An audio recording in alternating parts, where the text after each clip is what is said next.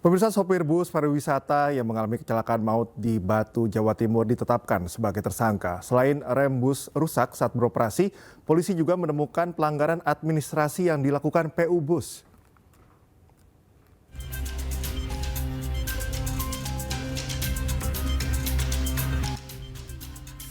Polisi menetapkan sopir bus pariwisata pembawa rombongan pelajar SMK di Batu, Jawa Timur sebagai tersangka.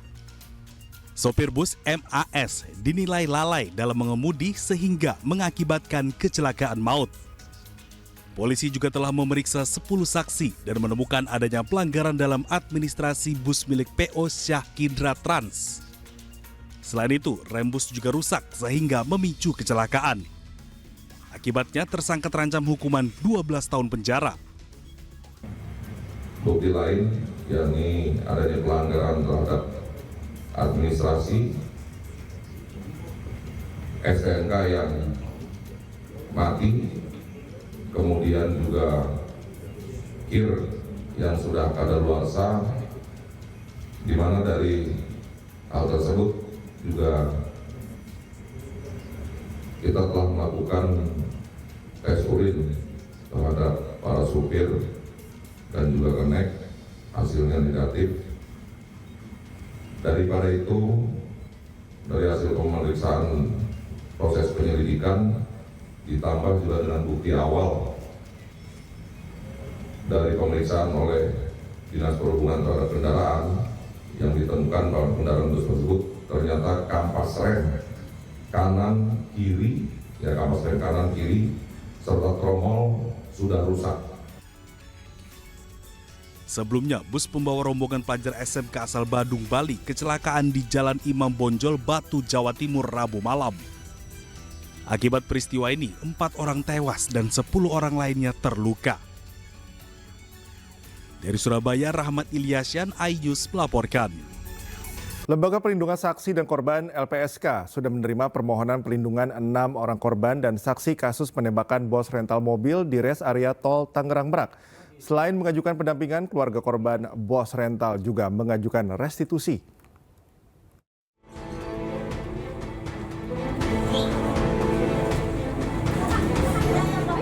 Ajukan permohonan perlindungan, Lembaga Perlindungan Saksi dan Korban LPSK kunjungi rumah duka korban penembakan di Kabupaten Tangerang, Banten. Diketahui ada 6 orang korban dan saksi yang ajukan permohonan perlindungan. Selain keluarga Ilyas Abdul Rahman yang tewas ditembak, permohonan perlindungan juga diajukan keluarga Ramli yang saat ini masih dalam perawatan.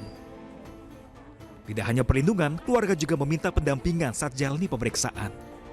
Bahkan keluarga dari Ilyas Abdul Rahman, bos rental yang tewas ditembak oknum anggota TNI Angkatan Laut, mengajukan ganti rugi atau restitusi. Kami masih melakukan penelahan berkaitan dengan permohonan ini dan masih menunggu ada beberapa keluarga korban dan korban, termasuk juga mungkin ada saksi-saksi yang lain yang mengajukan permohonan kepada LPSK. Nanti setelah ini kami akan lakukan penelahan lebih lanjut dan kemudian bisa kita putuskan untuk bentuk permohonannya dan berapa lama. 2 Januari lalu, penembakan terjadi di res area kilometer 45, Tol Tangerang Merak, menelan korban jiwa. Penembakan bermula dari penggelapan satu unit mobil yang berujung konfrontasi dengan pelaku yang membawa senjata api. Kasus ini pun jadi sorotan publik lantaran melibatkan 3 oknum TNI Angkatan Laut. Dari Kabupaten Tangerang, Banten, Aymarani, iNews melaporkan. Bisa seorang guru di kota Kendari, Sulawesi Tenggara diduga melecehkan siswinya yang masih duduk di kelas 4 SD. Tak terima anaknya dilecehkan, orang tua siswa mengamuk kepada guru terduga pelaku.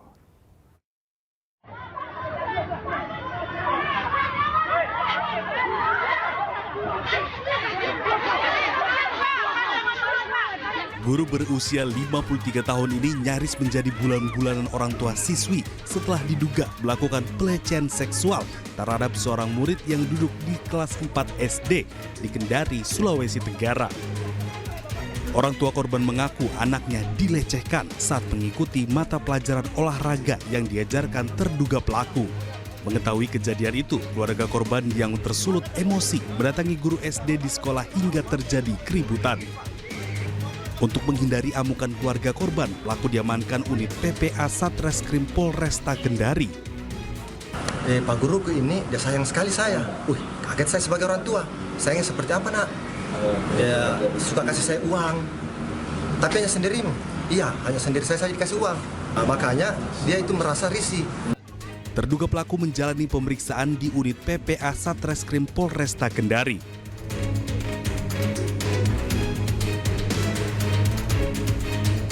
Informasi selanjutnya, pemirsa, Kementerian Kelautan dan Perikanan atau KKP menghentikan kegiatan pemagaran laut di Tangerang, Banten yang sebelumnya viral di media sosial. Kegiatan pemagaran tersebut dihentikan lantaran tidak memiliki izin dasar kesesuaian kegiatan pemanfaatan ruang laut.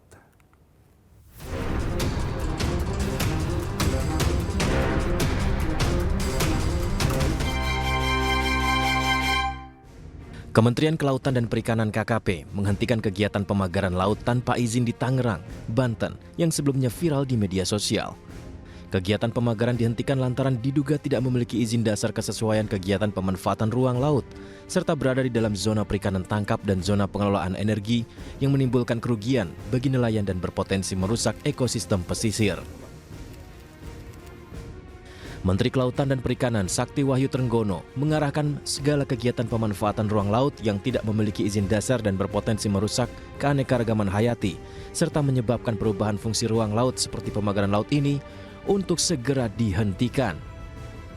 Direktur Jenderal Pengawasan Sumber Daya Kelautan dan Perikanan langsung terjun dalam aksi penghentian ini sebagai sikap tegas KKP, merespon aduan nelayan setempat serta menegakkan aturan yang berlaku terkait tata ruang laut. Kita melakukan penyegelan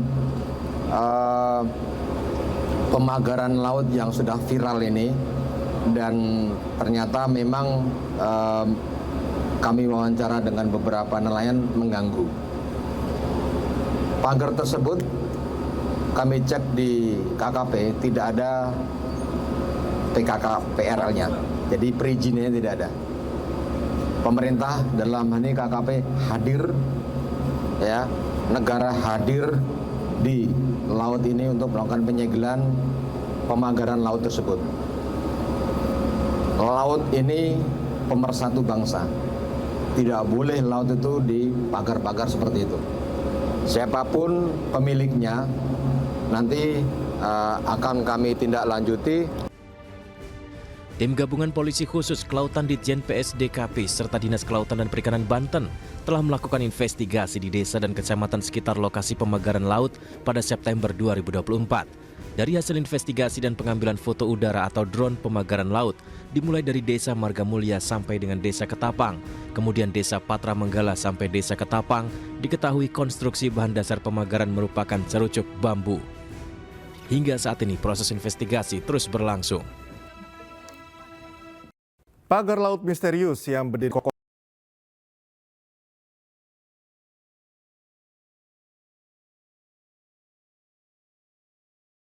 di sepanjang laut Kabupaten Tangerang.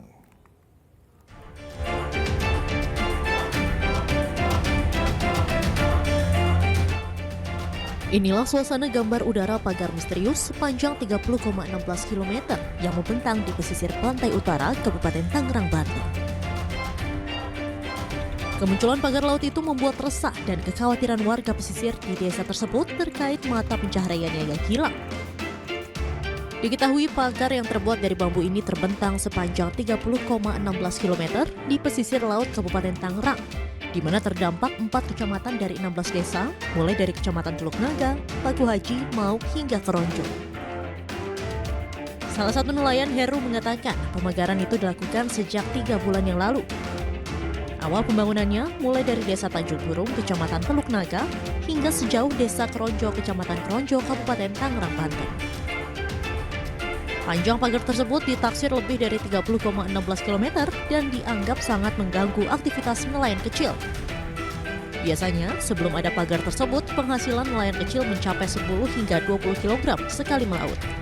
Kini menurun sekitar 2 kg karena dampak dari pagar yang terbuat dari bambu tersebut. Ya, sekitar 99% lah mengganggu. Ya jadi sengaruh, biasanya 10 liter jadi 20 liter. Karena perjalanannya kan belok-belok. Ya? Cari pintu ya. Cari pintu yang nyaman kan pasti itu ya perjalanan. Agak sulit. Saya aja kemarin pasang bubu itu nyangkut di pagar.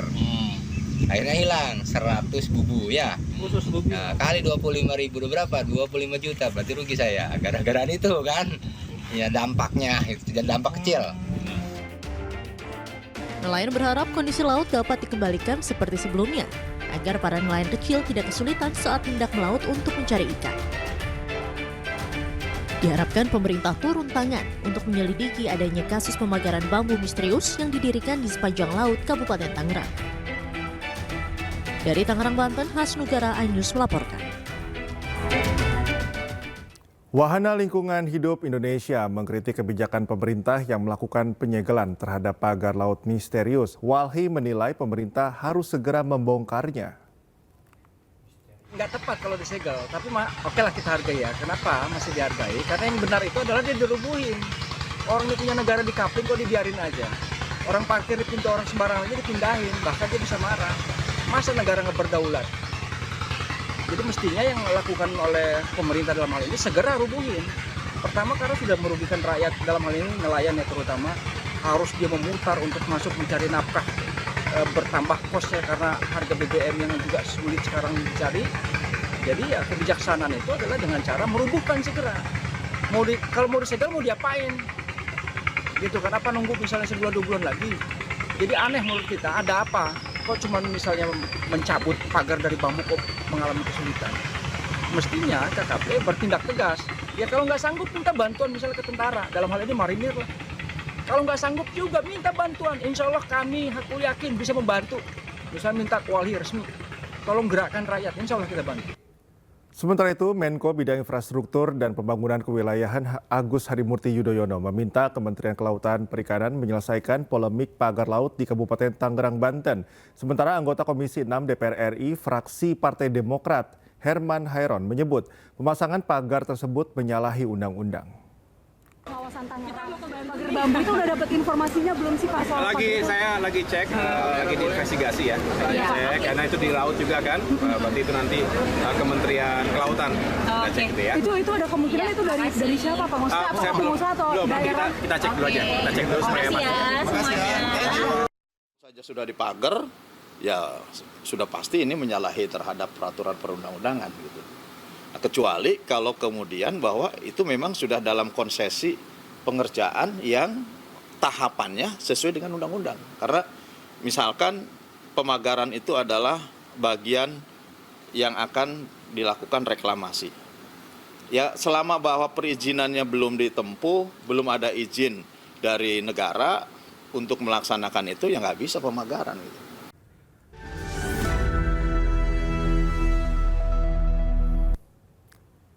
Kembali di iNews Prime, pemirsa, Presiden kelima Megawati Soekarno Putri menangis dalam sambutannya di perayaan HUT ke-52 PDI Perjuangan pada Jumat siang tadi. Megawati menangis saat mengucapkan terima kasih kepada masyarakat Indonesia dan Presiden Prabowo Subianto karena telah meluruskan sejarah Bung Karno yang dituduh terlibat dalam pemberontakan G30S PKI. Menurut Megawati, selama 57 tahun sejak tahun 1967, keluarga Bung Karno harus menjalani penulisan sejarah yang salah. Namun akhirnya tuduhan yang dikuatkan lewat TAP MPRS nomor 33 tahun 1967 telah dicabut oleh anggota MPR periode 2019-2024. Artinya, tuduhan terhadap Bung Karno yang terlibat pemberontakan G30S PKI tidak terbukti dan batal demi hukum. Ucapan terima kasih yang setulus-tulusnya saya sampaikan kepada seluruh rakyat Indonesia dimanapun kalian berada atas pelurusan sejarah Bung Karno tersebut. Ucapan terima kasih juga saya sampaikan kepada Presiden Prabowo Subianto yang telah merespon surat pimpinan MPR RI terkait tindak lanjut pemulihan nama baik dan hak-hak Bung Karno sebagai Presiden Republik Indonesia pertama. Bertepatan dengan HUT ke-52 PDIP, Presiden ke-7 RI Joko Widodo mengucapkan selamat ulang tahun. Hal tersebut disampaikan di kediamannya di Solo, Jawa Tengah.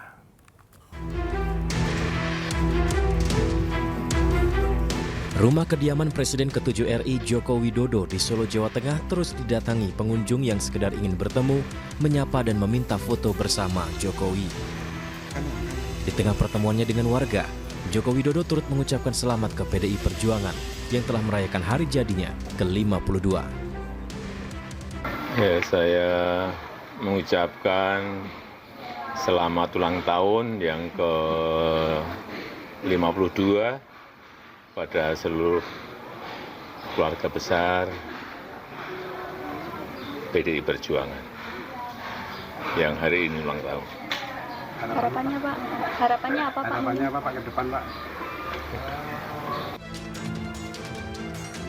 Namun sayangnya, saat ditanya harapannya kepada PDIP, Jokowi tidak berkomentar dan menanggapi. Dari Solo, Jawa Tengah, Septiantoro, iNews melaporkan. Kita ke informasi selanjutnya, pemirsa. Sekjen PDI Perjuangan Hasto Kristianto mengajukan pra-peradilan atas status tersangkanya dalam kasus Harun Masiku. Rencananya sidang perdana akan digelar pada 21 Januari 2025 mendatang di Pengadilan Negeri Jakarta Selatan. Permohonan pra-peradilan Sekjen PDI Perjuangan diterima Pengadilan Negeri Jakarta Selatan hari ini dan telah diregister. Sidang perdana akan digelar pada 21 Januari 2025 dengan agenda pemanggilan para pihak yang akan dipimpin oleh Hakim Tunggal Juyamto. Pra-peradilan yang diajukan Hasto terkait status tersangkanya yang disematkan KPK dalam kasus suap bersama Harun Masiku.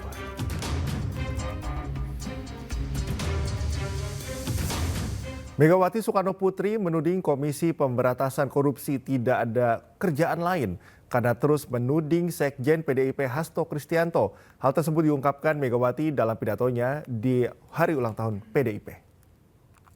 Ya KPK, aku baru pikir apa aku yo. Lo KPK, masa nggak ada kerjaan lain? Hah? Yang dituding, yang diubrak-ubrak hanya Pak Hasto iku we. Ayo wartawan, tulis itu. Karena sebenarnya kan banyak yang malah udah tersangka. Tapi meneng we. Aku udah kalau tiap hari buka koran, mungkin ada tambahan. Gak ada.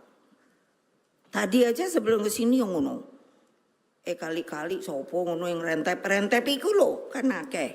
Ntar kalau saya ngomong katanya saya ini tidak apa ya.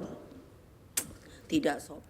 Sebelumnya, Sekjen PDI Perjuangan Hasto Kristianto menyebut siap datang ke KPK pada Senin 13 Januari mendatang. Hasto sudah menyemir rambut dan siap diperiksa KPK terkait statusnya sebagai tersangka kasus suap bersama Harun Masiku.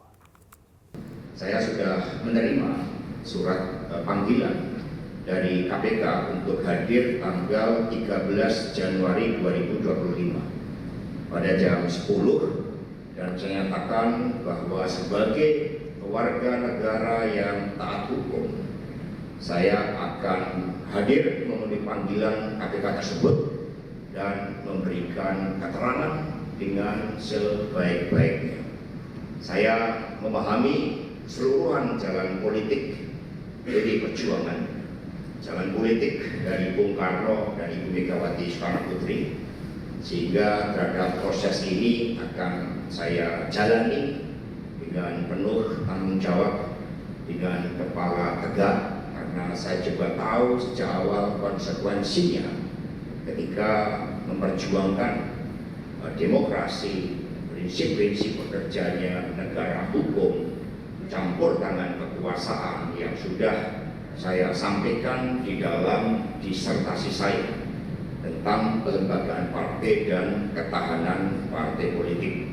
Karena itulah demokrasi ini harus kita junjung tinggi. Semua harus menghormati supremasi hukum dengan sebaik-baiknya. Kalau ada yang nanya persiapan Pak Hasto apa? Setidaknya rambut saya biasa semir hitam. Jadi sebagai lambang tidak ada yang abu-abu dalam hukum. Dan ini juga kata Pak Jarod, saya menjadi lebih muda. Saya nggak bertanya pada perempuan karena takut saya kemudian menjadi sombong. Komisi Pemberantasan Korupsi menyita catatan dan barang bukti elektronik saat menggeledah rumah Sekretaris Jenderal PDIP Hasto Kristianto di Bekasi dan Kebagusan, Jakarta Selatan. Barang bukti tersebut diangkut menggunakan sebuah koper dan disimpan di mobil KPK ketika penggeledahan.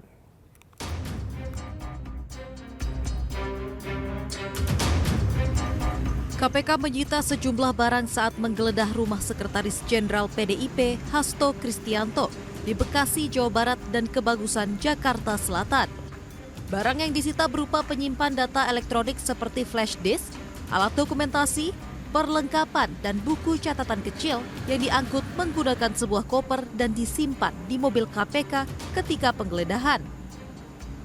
Semalam yang disita dari Bekasi dan rumah Kebagusan itu apa? Itu ada bukti-bukti ya, ada bukti elektronik maupun juga bukti berupa catatan-catatan yang tentunya bukti elektronik dan catatan tersebut itu terkait dengan perkara yang sedang kita tangani. Jadi apapun yang kita lakukan penyitaan itu terkait dengan perkara yang sedang kita tangani. Sementara itu, Ketua DPP PDI Perjuangan, Roni Talapesi, menilai ada kejanggalan dalam penetapan tersangka Sekjen PDIP Hasto Kristianto. Kemudian kami melihat juga bahwa penggeledahan ini mengkonfirmasi bahwa KPK tidak mempunyai bukti yang cukup ketika mentersangkakan Sekjen PDI Perjuangan Mas Hasto Kristianto. Sebelumnya, mantan penyidik KPK Ronald Paul menyebut mantan Ketua KPK Firly Bahuri sempat meminta tim penyidik untuk tidak menggeledah kantor PDIP saat kasus Harun Masiku mencuat. Setiap kali saya melakukan penggeledahan atau juga melakukan pemeriksaan atau juga sempat kan viral ya dulu ya pengen melakukan penggeledahan di kantor DPP ya, cuman itu selalu disebut jangan dulu sedang panas dan semacam itu. Saya sampaikan juga bahwa kita reda dulu temponya biar sedikit adem dulu lah ya. Dan itu saya sampaikan juga. Sebenarnya kan tidak bisa juga ya. Usai penggeledahan ini, KPK akan melakukan pemanggilan kembali Hasto Kristianto sebagai tersangka pada pekan depan yang rencananya dijadwalkan pada tanggal 13 Januari mendatang. Tim Liputan iNews melaporkan. Kita ke informasi selanjutnya, pemirsa. Menteri Koperasi Budi Aris Setiadi menegaskan dirinya bukan pemilik mobil berplat nomor RI36 yang viral di media sosial akibat pengawalan arogan. Budi menyampaikan plat nomor yang diterimanya dari negara sebagai Menteri Koperasi, yakni RI27.9. Sebuah video viral di media sosial X terkait mobil dengan plat nomor RI36. Kejadian ini memperlihatkan aksi patroli pengawalan atau patwal arogan yang memarahi sopir taksi eksekutif di tengah kemacetan lalu lintas Jakarta. Rekaman ini mencuatkan spekulasi siapa pemilik mobil RI36, termasuk nama Menteri Koperasi Budi Aris Setiadi. Budi menepis isu tersebut. Menurutnya, mobil yang digunakan berwarna putih dan berbeda dengan mobil RI36 yang viral dan berwarna hitam. Tak hanya Budi Ari, netizen sempat menyebut nama Menkom Digi Mutia Hafid dan Menteri Agraria dan Tata Ruang Nusron Wahid. Namun keduanya juga membantah spekulasi tersebut. Mobil plat nomor RI36 itu bukan milik saya. Karena saya sebagai Menteri Koperasi Republik Indonesia menggunakan plat nomor RI27.9 dan mobil saya berwarna putih. Siapapun pemilik plat nomor itu, saya harapkan bisa menggunakan fasilitas yang diberikan negara untuk mengabdi kepada kepentingan rakyat. Jangan sekali-sekali menyakiti hati rakyat, karena pemerintahan ini berasal dari rakyat, pemerintahan ini lahir dari kehendak rakyat.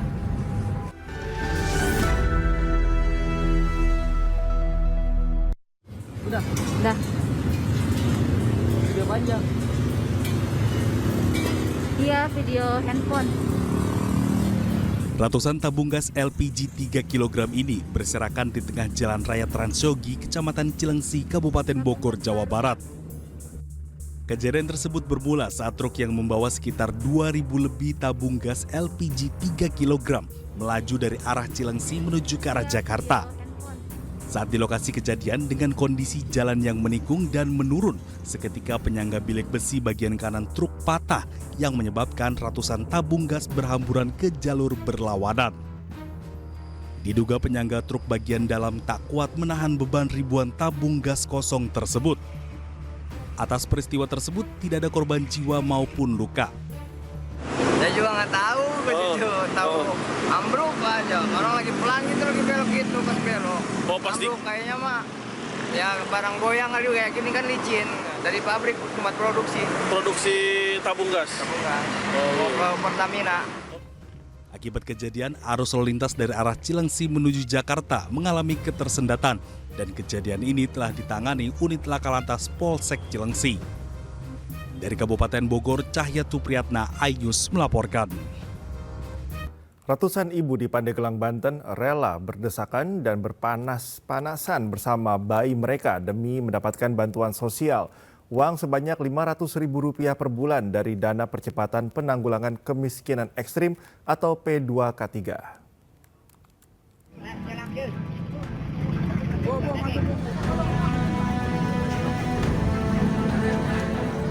Beginilah antrian warga Kecamatan Pulosari, Pandeglang, Banten saat mengambil uang bantuan sosial Percepatan Penanggulangan Kemiskinan Ekstrim P2K3 dari pemerintah. Biasanya mereka mengambil uang tersebut di kantor desa terdekat, namun saat ini mereka mengambil uang bansos tersebut di kantor cabang Bank Banten yakni di Kecamatan Labuan. Warga mendapatkan bantuan sosial sebesar Rp500.000 setiap bulannya. Jauhnya jarak tempuh dari desa mereka memaksa ibu-ibu ini harus menyewa mobil pick-up dengan ongkos Rp40.000 per orang. Sementara itu mereka harus antri lebih dari 2 jam lamanya. Pengen di desa. Di desa yang nggak usah di sini ya, di bank sini ya? Iya. Oke, Bu. Kejauhan. Kejauhan. Ibu ongkosnya berapa ke sini, Bu? Ada ya sekitar 40-an lah. Iya, kelamaan Pak, capek. Kelamaan tuh, Pak, malahan menangis. Oh, kenapa Ibu kok harus di sini ya? Kenapa nggak di desa, Bu? Ya, nggak tahu, soalnya kantor desa harus ke sini, Pak. Sejak pengambilan uang diarahkan ke bank terdekat, warga terpaksa harus mengantri untuk mendapatkan bansos P2KE. Namun akibat banyaknya jumlah warga yakni mencapai 700 orang, membuat kantor bank tersebut tak mampu menampung warga. Warga berharap bantuan sosial dapat dibagikan ke tiap desa agar warga tidak terlalu jauh mendatangi bank yang menyalurkan bantuan tersebut. Dari Pandeglang, Banten, Iskandar Nasution, iNews melaporkan. Pemirsa, program makan bergizi gratis tak hanya menyasar peserta didik saja, ibu hamil dan ibu menyusui turut diberikan bantuan. Puluhan box makanan bergizi gratis dibagikan untuk memenuhi angka kecukupan gizi ibu hamil dan menyusui.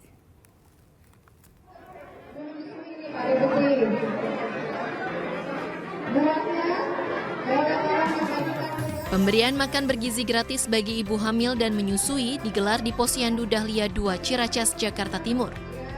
Wakil Menteri Pemberdayaan Perempuan dan Perlindungan Anak Veronika Tan serta Wakil Menteri Kependudukan dan Pembangunan Keluarga Isyana Bagus Oka membagikan langsung puluhan box makanan. Box makanan yang dibagikan antara lain berisi nasi, telur, sayur labu, jeruk, dan susu. Pemberian makanan bergizi gratis dilakukan dalam rangka memenuhi angka kecukupan gizi ibu hamil dan menyusui.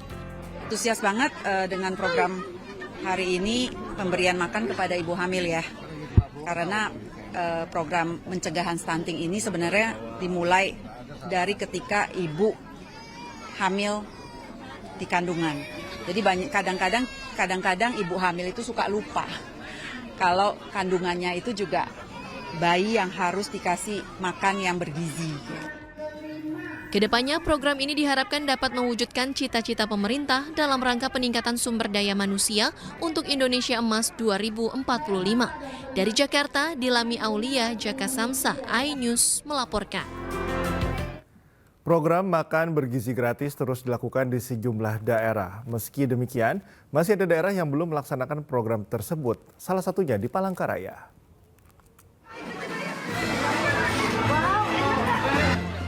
Hari keempat pelaksanaan makan bergizi gratis di SDN 5 Margadadi, Kabupaten Indramayu, Jawa Barat disambut antusias para siswa. Sebanyak 3.942 paket makanan makan bergizi gratis disalurkan ke sejumlah sekolah di Kabupaten Indramayu. Pada hari keempat ini, menu makan bergizi gratis diantaranya nasi goreng, nugget, tahu isi, buah semangka, dan susu. Dengan adanya program makan bergizi gratis ini, para siswa pun bisa menghemat uang jajan mereka. Sementara itu, pemerintah setempat akan mendirikan 4 dapur di Kecamatan Indramayu, Karangampel, Jati Barang, dan Kecamatan Kananghaur untuk menyuplai makanan bergizi gratis ke setiap TK, SD, SMP, dan SMA. Semuanya nanti bergiliran, tapi saat ini karena masih tahapan serentak proses, jadi kita nanti yang utamanya adalah pembuatan dapur selanjutnya.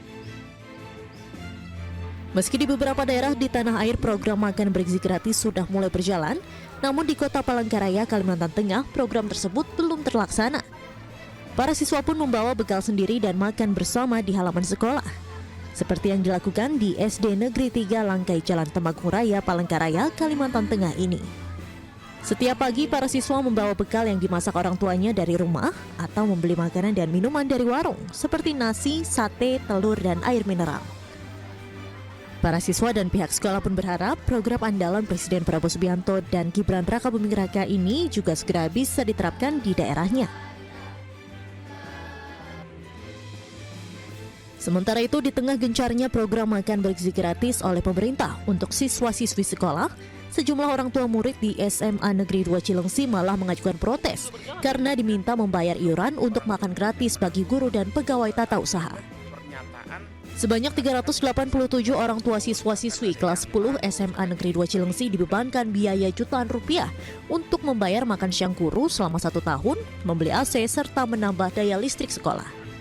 Orang tua siswa pun mendatangi sekolah untuk mempertanyakan pungutan sebesar Rp2.650.000 tersebut karena merasa terbebankan.